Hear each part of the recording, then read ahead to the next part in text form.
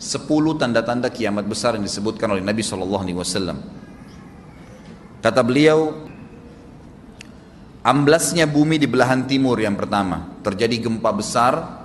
Sebagian ulama hadis mengatakan bagian Asia, di mana Allahu alam. Tapi ini tanda-tanda kiamat besar akan terjadi nanti. Kemudian terjadi lagi longsor bumi di belahan barat. Sisi barat bumi kita tahu wilayah Afrika dan seterusnya. Kemudian amblasnya bumi di Jazirah Arab. Ini yang dimaksud dengan amblasnya bumi, artinya longsor yang besar, yang sulit lagi untuk ditimbun, udah nggak bisa ditimbun, nggak bisa diperbaikin. Kalau di situ ada kota, ada kampung, pasti hancur udah.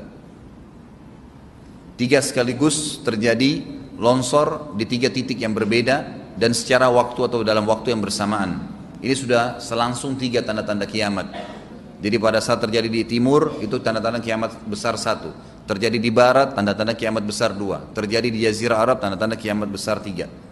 Kemudian di dalam hadis ini disebutkan secara beracak. Nanti sebentar setelah saya terjemahkan hadis ini saya akan sebutkan urutannya. Lalu kata Nabi SAW, kabut yang menutupi bumi ini. Kemudian ada Dajjal. Jadi kabut itu dihitung dalam hadis ini yang keempat. Dajjal yang kelima. Kemudian yang keenam binatang melata. Nanti akan saya jelaskan juga apa yang dimaksud dengan binatang melata. Yang ketujuh keluarnya Ya'juj Ma'juj. Ini juga akan kita jelaskan nanti. Kemudian yang kedelapan matahari terbit dari tempat terbenamnya. Yang kesembilan keluarnya api dari perut kota Aden yang menghalau manusia. Sulit, manusia tidak bisa melalui Jazirah Arab. Kemudian yang ke-10 turunnya Isa putra Maryam. Turunnya Isa putra Maryam. Tentu saya katakan tadi hadis ini disebutkan dan disepakati oleh para ulama sifatnya teracak. Karena cukup banyak dalil-dalil yang lain yang mengurut kejadian ini. Urutan yang pertama dari 10 ini adalah keluarnya Dajjal. Ini urutan pertama. Dajjal, jemaah sekalian, adalah diambil dari kata-kata Dajjalah yang berarti kekacauan. Ciri-ciri Dajjal disebutkan dalam banyak hadis yang sahih adalah mata kanannya yang paling pertama rusak seperti anggur kering. Kata Nabi SAW dalam hadis sahih, ketahuilah Dajjal buta mata kanannya dan Tuhan kalian tidak buta, karena dia akan mengaku sebagai Tuhan. Kemudian dia orangnya memiliki kulit yang kehitam-hitaman serta memiliki dahi yang lebar. Setiap orang beriman bisa membaca di dahinya tertulis 3 huruf kafara. Semua orang yang ngerti tulisan Arab, tidak ngerti tulisan Arab akan bisa tahu dan baca itu. Kafara, kufur. Rambutnya keriting dan orangnya tinggi besar.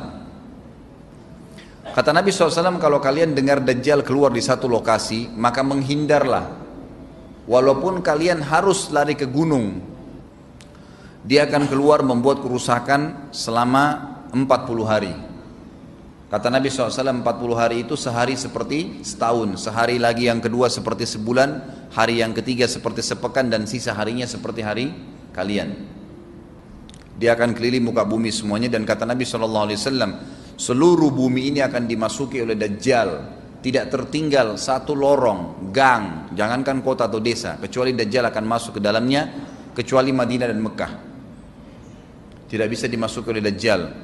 Kata Nabi SAW dalam hadis sahih, karena di setiap pintu gerbang Mekah dan Madinah malaikat menghenuskan pedangnya dan menghalau Dajjal sehingga Dajjal tidak bisa masuk. Pada saat dia tiba di Palestina, waktu yang bersamaan di kota Madinah berkecamuk. Kaum muslimin sepakat semua keluar untuk mengejar Dajjal dan membunuhnya.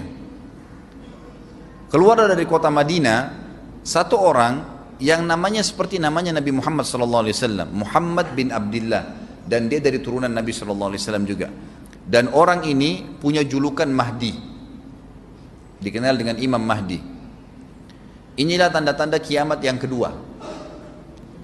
Pada saat dia tiba di Mekah, dibaiatlah oleh banyak kaum muslimin, tidak disebutkan jumlah pasukannya, maka terbentuklah pasukan jihad yang mengejar Dajjal menuju ke Palestina. Lalu keluar tanda-tanda kiamat 3, langsung berentetan semua.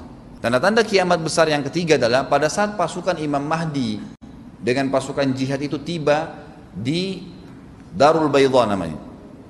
Hadis menyebutkan di menara itulah, di masjid itulah Imam Mahdi mampir sholat asar bersama pasukannya. Dikatakan Isa alaihissalam akan turun sambil memegang kedua sayapnya malaikat, dan dari rambutnya yang basah meneteskan air. Maka dia pun turun, lalu kemudian dia masuk, dan orang-orang pada saat itu mengenalnya kalau dia adalah Isa, dan mereka sudah tahu ini masanya keluarnya Dajjal, ini Mahdi sudah ada. Mereka tahu akan turun Isa, sudah ada informasi seperti saya sampaikan ke Bapak Ibu sekarang. Itu muslimin di zaman itu sudah tahu semua. Sholatlah mereka, kemudian mereka menuju ke Palestina. Ringkas cerita adalah Nabi Isa alaihissalam akhirnya tiba dengan pasukan mujahidin di depan pintu gerbang Babulut. Dajjal mengatakan, bukakan pintu gerbang, mereka tidak akan mampu melawan kita karena pasukannya mereka banyak memang. Maka Dajjal dengan sombongnya menunggu di depan pintu gerbang. Pada saat dibuka, Dajjal kaget melihat ada Isa alaihissalam. Dan pada saat itu kata Nabi SAW, Dajjal faham kalau sudah tiba ajalnya. Begitu melihat Isa alaihissalam, dia lari dan badannya sambil meleleh di depan para pengikutnya. Pada saat Dajjal mati, pengikutnya pada ketakutan semua. Mereka anggap Dajjal Tuhan, mereka anggap Dajjal orang yang perkasa lah, orang yang kebal lah, beragam macam kelebihan. Mereka kaget pada saat mati, maka bertebaranlah mereka dan akhirnya mereka sembunyi di bawah pohon dan di atas batu. Kemudian batu dan pohon akan memberikan penjelasan, hai muslim ini Yahudi, bunuhlah. Maka dibunuhlah pada saat itu mereka.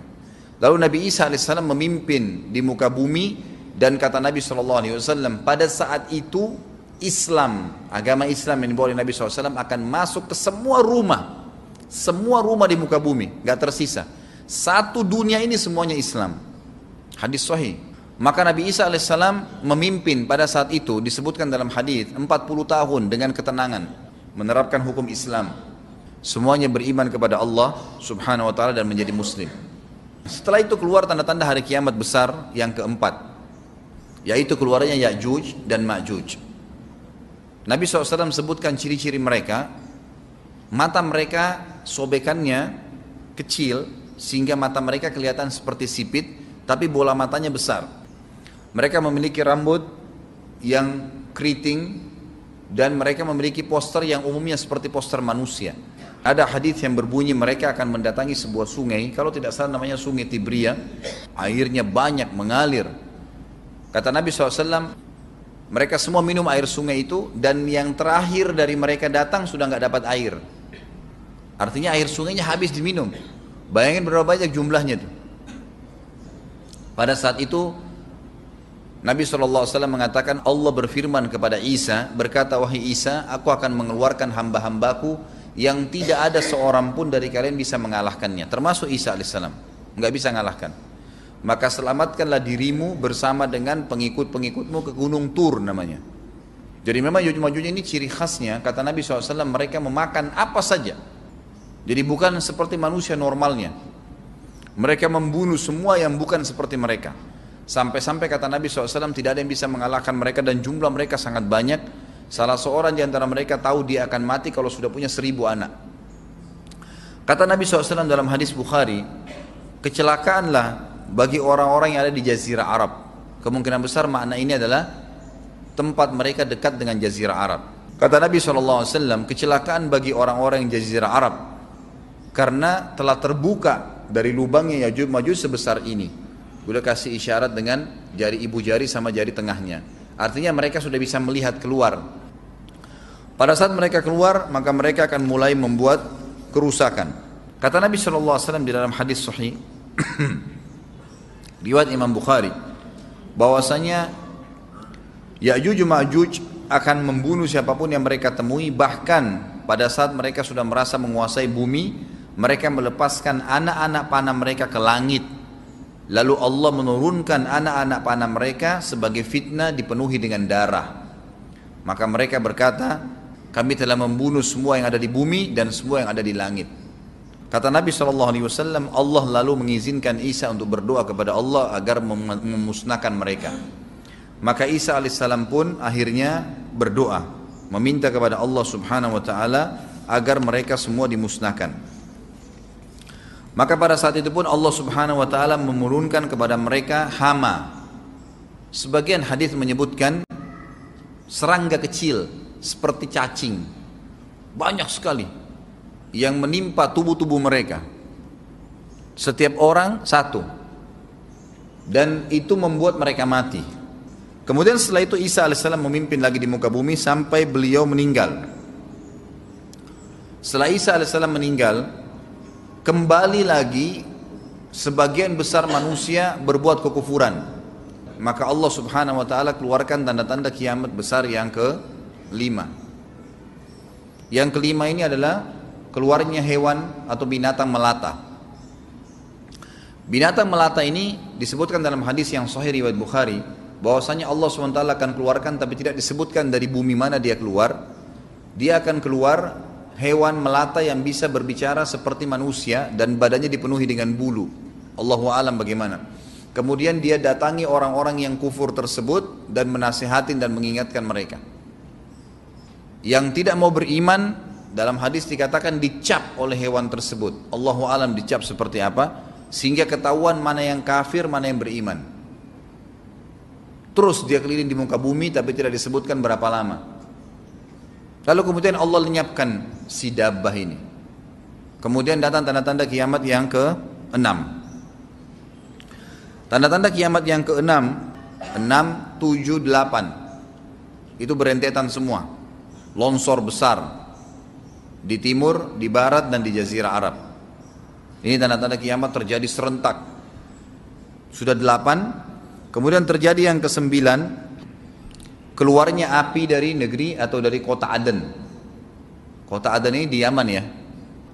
Tentu hadis menjelaskan tentang masalah api yang keluar ini, artinya api bukan main-main, ini bukan kebakaran sebuah masjid atau sebuah bangunan 10 tingkat. Api ini bisa menghalau manusia untuk jalan karena panasnya. Sebagian riwayat menjelaskan api tersebut akan berdiri seperti gunung yang besar dan dari seluruh pelosok dunia bisa kelihatan. Kita bisa bayangkan bagaimana itu. Yang akhirnya akan menggiring atau menghalangi orang-orang untuk jalan, susah. Sebagian ulama hadis mengatakan mereka nggak bisa jalan, tidak bisa ada penerbangan, tidak bisa ada orang jalan karena panasnya bumi ini dari api tersebut. Dan itu memang kemungkinan besar akan keluar satu waktu, Allahu a'lam kapan. Dan yang terakhir tanda-tanda kiamat sebelum ditiup sangkakala adalah terbitnya matahari dari tempat terbenamnya. Dan ini sudah terakhir sekali. Makanya kata Nabi SAW, taubat akan diterima sebelum matahari terbit dari tempat terbenamnya.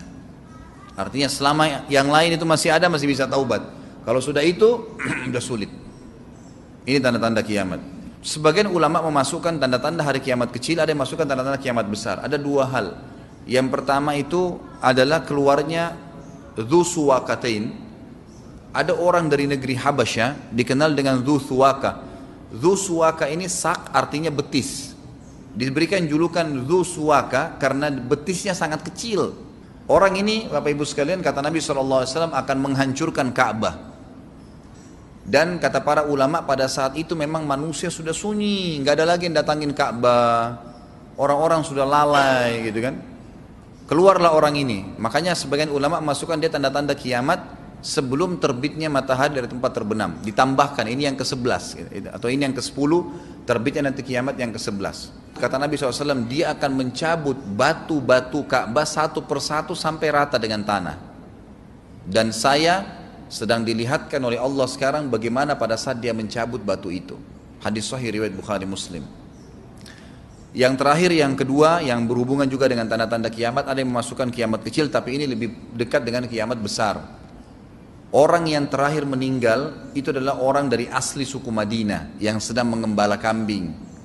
Kata Nabi SAW, orang yang terakhir meninggal dari kalian kalangan manusia. Semua orang sudah mati, tinggal dia sendiri. Tapi dia nggak tahu.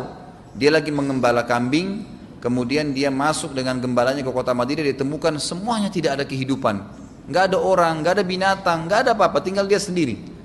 Pada saat dia meletakkan telapak kakinya di kota Madinah, maka pada saat itu dia meninggal. Dan inilah manusia terakhir meninggal sebelum ditiup sangkakala terakhir. Allahu a'lam.